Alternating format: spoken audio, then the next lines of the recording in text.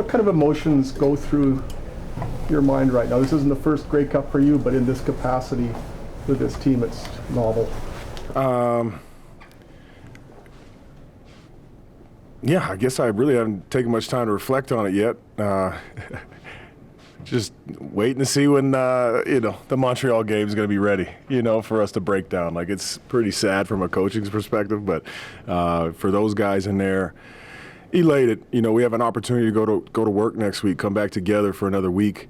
What a time, you know what I mean? That's important to us. We love being around each other, and we have an opportunity to do something that we'd set out to do since training camp. So that's pretty cool.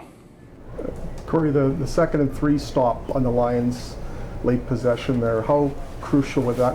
Can you take us through that sequence and what that meant to the game, please? Yeah, no, incredibly huge. So really, I mean, that was pretty damn close to being it for us. So we knew we had to make a play. Obviously, us taking the points with a little bit of time left, we had another timeout. Just put the faith in the defense, and then ultimately the faith in the offense. That we work those situations every week in practice. So I've seen it. I know what we're capable of on both sides. And they went out there and they did that. But a hell of a stop there, to get those guys off the field, get us the ball back. Corey, the decision to kick the field goal when you were down deep in their territory, how close were you to going for it? Or how much did you weigh that before you went with that decision? Yeah, no, very close, very close. Look, I feel like last year I probably just would have said, F it, let's do it, I said F it, Rob. But to take the points, just knowing that what we're capable of doing, to be able to make sure that we're taking points rather than if we didn't get it and then we got to do the same thing just to tie the game. Just faith in the guys. That's all it came down to. So it was thought about it for sure, but pretty easy decision. And we went forward a third and short earlier in the game.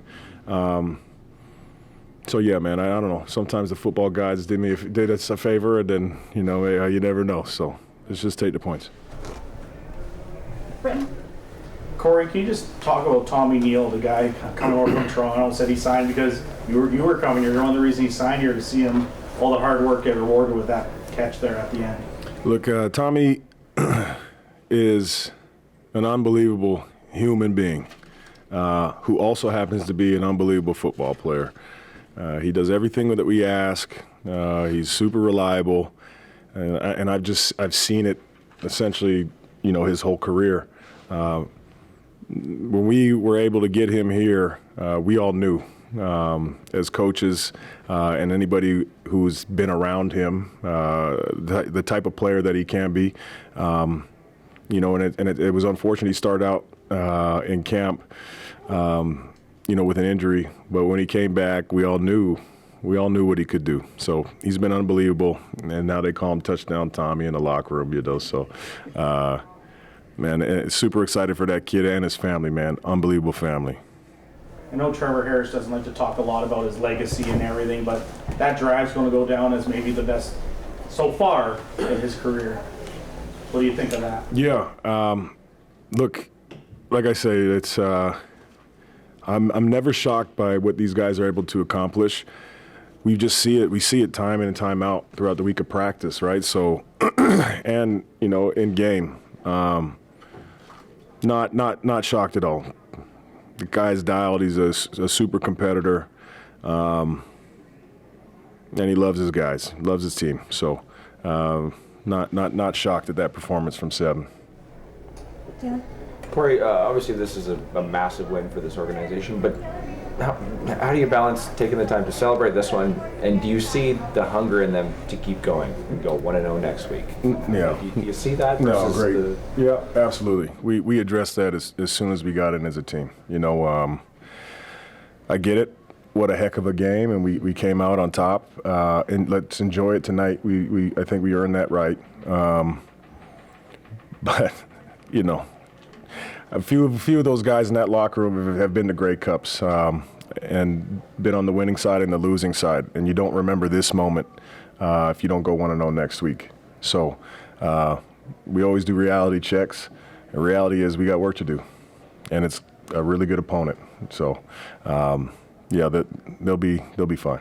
Having been there before, what's the biggest thing that tell your team going forward? The guys who maybe haven't been before. Yeah, just to expect everything to be absolute chaos. There's no, you're kind of jumping out of routines, and we try to structure it to be as routine as possible. But just be ready to be adaptable and conquer, which truthfully is a mindset that that's football. That's what we do. So just be locked in. There's a lot of things going to be going on, but just don't lose sight of the point of everybody being there. Jeff? So as Corey Mace, the defensive coordinator of the Riders, how proud are you of that unit that when you needed to get the ball back, they had 2 back-to-back 2-and-outs? Yeah. When they answered the call. Yeah, no, absolutely. And it's in totality when I'm saying we have so much faith in the guys, it's everybody, man. Offense, defense, special teams, even that last kickoff, I mean, they have an unbelievable kick returner, and for us to go down there and cover that kick as well, that guy's made people pay. Their off returner scored a touchdown, so there's so much trust and faith that I think we have in the guys. But from a defensive standpoint, incredibly proud of them. And I just I just want to say to Buck and that team, man, unbelievable team, unbelievable fight. They're coached well, great players. Nathan Rourke is a really good football player. Did some crazy stuff today. So just tip of the cap to those guys, but extremely happy with how the defense, they stood on their head the last couple drives. How important in the last drive was that first initial big gap where you got the 25-yard gain or whatever it was? Did that kind of spark the emotion a bit, like, geez, we really do have a chance to do this? Oh, I think so. I mean, even I can't remember what play in the sequence it was, but we got a chunk play, and then I think Buzz dropped one. You know what I mean? And Buzz is one of the more sure-handed guys, and it was just flush it, man. We got a game to go try to win. So it's just trust and faith on to the next one, and they kept dialing it up, man, and ultimately it worked out for us. And try to keep it to 1 because we got to get the other guys in, and you want to get into the locker room. So with Donovan, then Adam, then Jose, then Riley. All right. Well, the momentum swings in the second half were insane. I guess, did you learn anything about your team tonight, watching them go through that? You guys had momentum to start the second half. BC took it back at the start of the fourth quarter, and then obviously the last few drives there. Yeah, I don't know that I learned anything more. Maybe just solidified what I probably already knew about the group is, they're not going to turn their back on each other. They're just going to lock up and bite down for lack of a better term. I think that just solidified our thoughts and our belief in each other. That's a tough game that we just won right there. And boy, you never know what playoff football looks like. So when you can come out on the other side of adversity like that, that bodes well going into the next one. Corey, just your thoughts on the atmosphere tonight and how much that helped your team, especially late in the fourth quarter. Yeah, unbelievable, man. This is everything that I had dreamed. When we came here as a staff, to be able to host the Western Final here in Saskatchewan and have those guys show up minus 15 or whatever it was, needed them big time. Say it over and over again. We absolutely love you guys. We are one. So. Hope you're proud. We're proud of you. Corey, just on Kian, made a great play tonight as well. Had to deal with injuries throughout the season. How important is he to this team in such a big moment? Yeah, listen, there's practice is different when Shafe is practicing. From stretch to the end of practice, it brings a different kind of energy and a juice and competitive nature to our team. To get him back has been tremendous for us.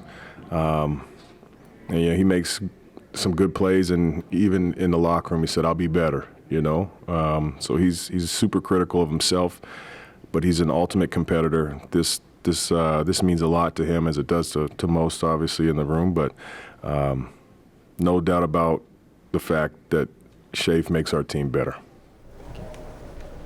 Late in the fourth, when you decided to punt and the crowd really got loud and made you feel let you know how they felt about it, was there ever a moment that went through your head of, oh, maybe I didn't make the right call here, or were you fully just in on it? Yeah, I mean, I made the decision. I couldn't call a timeout and say sorry, and go back. Yeah, I know. No, yeah, but I just look. I've made aggressive decisions, I think, before on for this team, and it hadn't worked out for us in games prior, and while I understand, I totally get it. Just have faith, maybe, I guess. I don't know. Just have faith, But I get it. I totally get it. So, but I think you still love us. Any update on Joe Robitaille? Nothing in absolute yet. Not long term, though. Like a week? Game time, like you say, game time. Just give you a game time decision now. Yeah, he should be okay.